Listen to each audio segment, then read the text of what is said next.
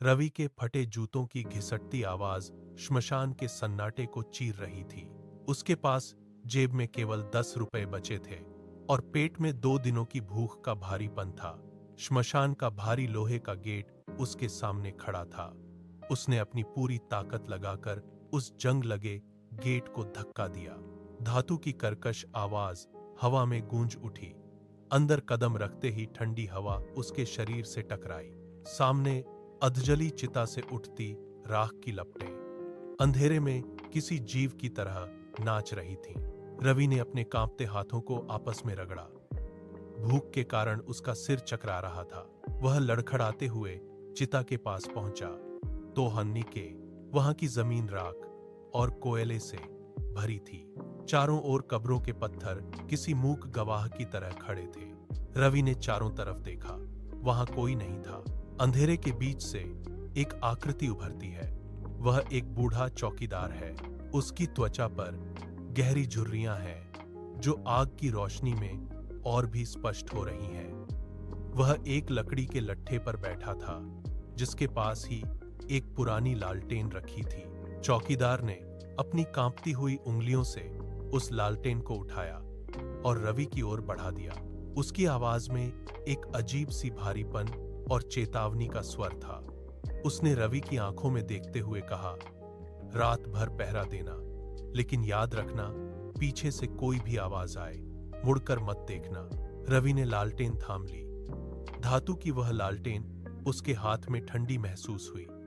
उसने बिना कोई सवाल किए सिर हिलाया। चौकीदार धीरे धीरे अंधेरे में ओझल हो गया, लेकिन उसके शब्द हवा में ठहर गए। रवि ने लालटेन की लौ को स्थिर किया। रोशनी के घेरे के बाहर का अंधेरा अब और भी घना लग रहा था। उसने अपने पैरों को सिकोड़ लिया और आग के पास बैठ गया। चौकीदार की वह चेतावनी अब उसके दिमाग में गूंज रही थी। उसने अपनी नजरें सामने जलती हुई चिता पर टिका दी। सन्नाटा इतना गहरा था कि उसे अपनी ही सांसें भारी लग रही थीं। रात के 12 बजने का समय हो गया था। श्मशान की हवा अचानक थम गई। चिता की आग की लपटें अब धीमी हो गई थीं, जैसे वे भी किसी अदृश्य आदेश का इंतजार कर रही हों। रवि ने अपनी घड़ी की ओर देखा। सुइयां जैसे एक दूसरे पर आकर रुक गई थीं। सन्नाटा इतना गहरा और भारी हो गया कि वह कानों में चुभने लगा। रवि ने अपने कानों पर हाथ रखा, लेकिन सन्नाटा और भी घना हो गया। अब उसे अपने सीने के अंदर धड़कती धड़कनें सुनाई देने लगीं। हर धड़कन किसी भारी हथौड़े की तरह उसके कानों में गूंज रही थी। वह अपनी सांसों को नियंत्रित करने की कोशिश करता है, लेकिन हर सांस एक शोर पैदा कर रही थी। उसने अपनी आंखों को फैलाकर सामने के अंधेरे को घूरा। वहां कोई हलचल नहीं थी। फिर भी उसे ऐसा लगा जैसे सन्नाटा उसे चारों तरफ से दबा रहा हो। वह अपनी जगह से हिलने की कोशिश करता है, लेकिन उसके पैर जैसे जमीन में जम गए हों। उसकी हथेलियां पसीने से गीली हो गईं। वह अपनी उंगलियों को आपस में फंसाकर दबाता है ताकि धड़कनों का शोर कम हो सके। सन्नाटा अब केवल बाहर नहीं था, वह उसके भीतर प्रवेश कर चुका था। हर गुजरता सेकंड एक घंटे जैसा लंबा महसूस हो रहा था। सन्नाटे को चीरती हुई एक आवाज आई। रवि के ठीक पीछे सूखी लकड़ियों के टूटने की एक तीखी आवाज गूंजी। चटक चटक। रवि की मांसपेशियां तन गईं। उसने अपनी मुट्ठी को जोर से भींचा।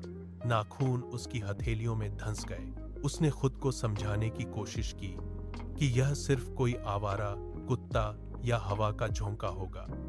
उसने अपनी नजरें सामने जलती हुई चिता पर ही टिकाए रखीं। उसने एक और लकड़ी उठाई और उसे आग में झोंक दिया। आग की लपटें अचानक ऊपर उठीं, जिससे परछाइयां दीवारों पर नाचने लगीं। लेकिन आग के बावजूद उसके पीछे का सन्नाटा अब बदल चुका था। उसे महसूस हुआ कि वहां कोई है, कोई ऐसा जो सांस नहीं ले रहा, लेकिन वहां मौजूद है। रवि ने अपनी गर्दन को सीधा रखा, हालांकि उसकी आंखों की पुतलियां बार बार पीछे की ओर जाने को मचल रही थीं। उसने अपने होठों को दांतों से दबा लिया। पीछे से फिर वही आवाज आई, सूखी टहनियों के टूटने की एक धीमी और लयबद्ध ध्वनि। वह अब सिर्फ एक आवाज नहीं थी, वह एक उपस्थिति थी जो धीरे धीरे उसके करीब आ रही थी। रवि ने अपने कानों को और अधिक सतर्क कर लिया। उसके माथे पर पसीने की एक बूंद उभरी और धीरे से उसकी भ्रिकुटी के पास से होती हुई गाल तक लुढ़क गई। तभी रवि के कान के ठीक पीछे एक ठंडी बर्फीली सांस का झोंका महसूस हुआ। यह हवा का झोंका नहीं था, इसमें एक सजीव ठंडक थी जो उसकी त्वचा को झकझोर गई। रवि के रोंगटे खड़े हो गए, लेकिन उसने अपनी नजरें सामने जलती आग पर ही टिकाए रखीं।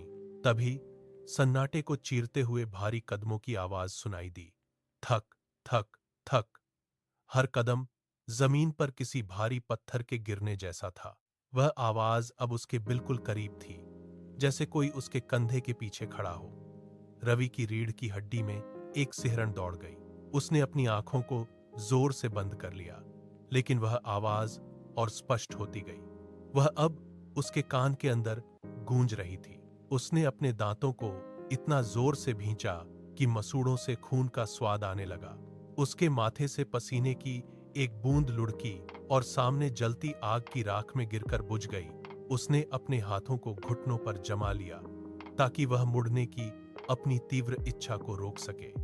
वह जानता था कि अगर उसने अपनी गर्दन घुमाई तो वह चौकीदार की चेतावनी को तोड़ देगा। वह वहीं बैठा रहा, एक पत्थर की मूर्ति की तरह स्थिर, जबकि उसके पीछे का अंधेरा अब और भी अधिक सजीव और भारी महसूस होने लगा था। वह फुसफुसाहट अब उसके कान के भीतर एक सुई की तरह चुभ रही थी। आवाज घिसी पिटी थी, जैसे सूखी पत्तियों को रगड़ा जा रहा हो। क्या तुम मुझे देख रहे हो? वह शब्द हवा में नहीं, सीधे उसके दिमाग में गूंजे। रवि ने अपनी पलकें और जोर से भींच ली। उसके चेहरे की नसें तन गईं, गर्दन की मांसपेशियां पत्थर की तरह सख्त हो गईं। वह अभी भी अपनी नजरें सामने जलती आग पर टिकाए हुए था, लेकिन पसीना उसकी आंखों में जलन पैदा कर रहा था। तभी वह फुसफुसाहट फिर से आई, इस बार और अधिक स्पष्ट और आदेशात्मक। मुड़कर देखो। रवि का धैर्य अब एक धागे की तरह पतला हो चुका था। उसके शरीर में कंपन बढ़ गया। उसने अपने हाथों को जमीन पर टिकाया, उंगलियां राख में धंस गईं। उसने खुद को रोकने की आखिरी कोशिश की, लेकिन उसके भीतर का डर अब तर्क से बड़ा हो चुका था। उसने अपनी गर्दन को एक झटके के साथ दाईं ओर घुमा दिया। यह हरकत इतनी तीव्र थी कि उसकी हड्डियों से एक हल्की चटक की आवाज आई। उसने नियम तोड़ दिया था। उसने चौकीदार की चेतावनी को हवा में उड़ा दिया था। जैसे ही उसने पीछे मुड़कर देखा, वातावरण अचानक स्थिर हो गया। रवि ने झटके से पीछे मुड़कर देखा, लेकिन वहां केवल खाली अंधेरा और कब्रों के पत्थर थे। उसने राहत की एक लंबी सांस ली। उसके सीने की धड़कनें थोड़ी धीमी हुई। उसे लगा कि वह सिर्फ उसका भ्रम था। उसने धीरे से अपनी गर्दन वापस सामने की ओर घुमाई, लेकिन जैसे ही उसकी नजरें सामने की ओर घूमी, उसका पूरा शरीर पत्थर की तरह जम गया। उसकी चीख उसके गले में ही फंसकर रह गई। आग की लपटों के ठीक सामने राख और कोयले से ढका हुआ एक चेहरा खड़ा था। वह एक औरत थी। उसके चेहरे का आधा हिस्सा राख में लिपटा था और उसकी आंखों की जगह केवल दो गहरे खाली काले गड्ढे थे। औरत ने अपना हाथ धीरे से आगे बढ़ाया और रवि के कंधे पर रख दिया। उसकी उंगलियां बर्फ की तरह ठंडी थीं। उस औरत ने अपने होंठ खोले और एक भारी घिसी हुई आवाज में कहा, तुमने नियम तोड़ दिया, अब तुम मेरी जगह लोगे। वह हिलने की कोशिश करता है, लेकिन उसके पैर जमीन से चिपक गए हैं। रवि को अब समझ आ गया है कि वह इस श्मशान की राख का हिस्सा बनने वाला है। रवि ने पीछे की ओर एक कदम पीछे हटाया, लेकिन उसके पैर जमीन में धंस गए। मिट्टी और राख उसके टखनों को जकड़ रही थी, जैसे कोई अदृश्य हाथ उसे नीचे खींच रहा हो। उसने अपना पूरा जोर लगाया। उसकी मांसपेशियों में खिंचाव आया, लेकिन वह हिलने में असमर्थ था। उस औरत का शरीर अचानक धुएं की तरह बिखरने लगा। वह राख और कोयले का काला धुआं हवा में नहीं उड़ा, बल्कि सीधे रवि की ओर लपका। रवि ने अपना मुंह खोला, शायद चिल्लाने के लिए, लेकिन उसके गले में ठंडी हवा और राख का ढेर भर गया। वह धुआं उसकी नाक और मुंह के जरिए उसके भीतर समाने लगा। रवि को अपनी नसों में एक बर्फीली लहर दौड़ती महसूस हुई। उसका सीना तेजी से ऊपर नीचे हो रहा था, लेकिन सांस लेना अब उसके वश में नहीं था। वह औरत का अस्तित्व, वह राख, वह अंधेरा, सब कुछ धीरे धीरे रवि के भीतर विलीन हो रहा था। उसने अपने हाथों को अपने चेहरे पर रखा, लेकिन उसे अपनी त्वचा का एहसास नहीं हो रहा था। उसकी अपनी पहचान धुंधली पड़ रही थी, जैसे कोई स्याही पानी में घुल रही हो। उसकी दृष्टि धुंधली हो गई और उसके चारों ओर की दुनिया काली पड़ने लगी। अंतिम क्षण में उसने अपनी आंखों को पूरी तरह खोल दिया, लेकिन उनमें अब कोई रोशनी नहीं बची थी। उसका शरीर स्थिर हो गया और वह पूरी तरह से उस धुएं के वश में हो गया। सूरज की पहली किरण श्मशान की राख पर पड़ी। गांव वाले हाथ में मशालें लिए वहां पहुंचे। श्मशान का सन्नाटा भारी था। चिता की आग अब बुझ चुकी थी, केवल धुआं उठ रहा था। उन्होंने चारों ओर देखा, लेकिन वहां कोई नहीं था। एक नई समाधि के पास रवि की पुरानी कमीज पड़ी थी, जो धूल और राख से सनी हुई थी। किसी ने उसे उठाया। कपड़ा हाथ में आते ही बिखर गया। श्मशान के मुख्य लोहे के गेट के पास एक आकृति खड़ी थी। वह रवि था। वह बिल्कुल स्थिर था, जैसे कोई पत्थर की मूर्ति। उसकी आंखें पूरी तरह काली हो चुकी थीं, जिनमें रोशनी का कोई अंश नहीं था। गांव वालों ने उसे पुकारा, उसका नाम लिया, लेकिन उसने पलक तक नहीं झपकाई। वह बिना हिले डुले सामने की ओर देख रहा था। उसके चेहरे पर कोई भाव नहीं था, बस एक गहरी शून्यता थी। वह श्मशान का नया पहरेदार बन चुका था। गांव वाले डर के मारे पीछे हट गए। रवि वहीं खड़ा रहा, अगले शिकार का इंतजार करते हुए। श्मशान की ठंडी हवा उसके पास से गुजर गई, लेकिन वह टस से मस नहीं हुआ। उसकी मौजूदगी में एक अजीब सा खिंचाव था, जो किसी को भी उसके करीब आने से रोक रहा था। वह अब इंसान नहीं रहा था।